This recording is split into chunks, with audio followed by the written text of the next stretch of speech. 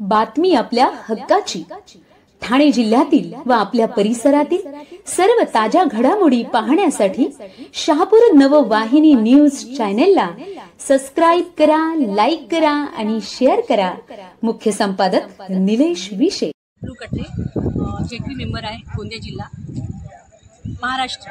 आज ओबीसीचं इथे 9वा अधिवेशन झालेलं आहे गोव्याला, आणि याच्या आधीचे 10 अधिवेशन झाले। त्याच्यामध्ये मला वाटतं फक्त एक कोविडमध्ये अधिवेशन ऑनलाईन झालेला होता, आणि हा 10वा अधिवेशन आहे। आणि इथे जितकी पण आम्ही लोक आहोत ते प्रत्येक अधिवेशनाला आम्ही प्रेझेंट राहतो, कारण की ओबीसीची तळमळ आणि ओबीसीसाठी काय करायचं आहे ती आम्हा सगळ्यांना त्याची जाणीव असल्यामुळे आम्ही आज इथे उपस्थित आहोत।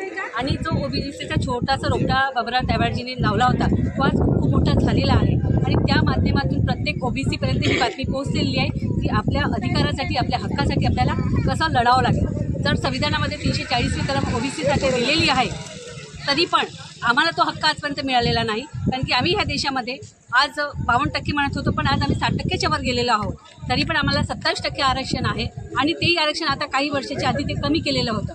पण सुप्रीम कोर्टाचा त्या दिवशी जेव्हा रिझल्ट आला त्यांनी एक पुनरावृत्त आरक्षण दिलेलं आहे 27%। पण आम्ही त्यावर थांबणार नाही, आम्ही 27% आरक्षणावर थांबणार नाही। जर आमच्या देशामध्ये आम्ही 60%च्या वर आहोत, आम्हाला त्या प्रमाणात आरक्षण पाहिजे। SC ST OBC ह्या देशाची मूल निवासी आहेत, आणि त्या प्रमाणात आम्हाला आरक्षण पाहिजे, कारण की आज आपण तुम्ही गावाखेड्यामध्ये जात तर आज पण ओबीसी वर्ग तेवढा जागृत झालेला नाही आहे, आणि त्याला त्या आरक्षणाचा फायदा मिळालेला नाही।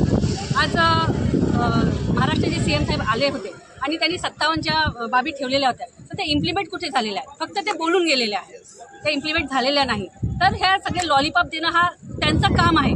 तरी पण आम्ही ओबीसी कुठेही थांबणार नाही, आणि येणाऱ्या काळामध्ये जे पण आम्ही आमच्या परीने करू शकू ते नक्कीच आम्ही करणार, आणि त्याला सपोर्टेड म्हणून आम्ही बाबा साहेबांसोबत आम्ही सपोर्टमध्ये राहूच।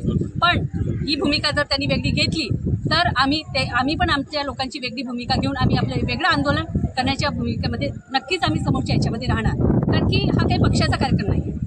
पण ते एक असं तिथे जाणवलं आम्हाला की हा पक्षाचा कार्यक्रम आहे, आणि ते आपल्या गोष्टी सगळ्या बोलून गेल्यात। पण बाकीच्या लोकांची जी तळमळ होती, ओबीसीची तळमळ होती, ती तिथपर्यंत त्यांनी सांगितली नाही। आम्हालाही माहिती आहे, आम्ही 2016 जेव्हा आंदोलन केलं होतं नागपूरमध्ये 0 माईलमध्ये, तेव्हा आमच्या जिल्ह्यातून मला वाटते 20 किलोमीटर रेल्वे स्टेशनवर 20 किलोमीटर जेव्हा आम्ही लोक चालून आलो तेव्हा 1 ते 1.25 लाख लोक म्हणजे त्या 0 माईलवर होते नागपूरला।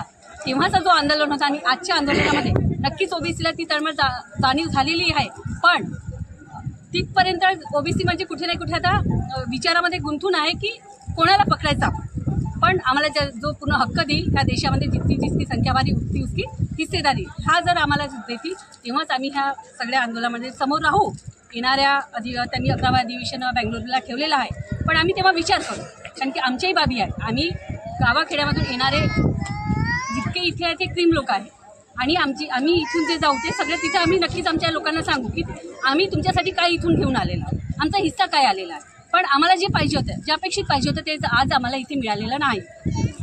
एवढंच माझ्या ओबीसीना सांगायचं आहे।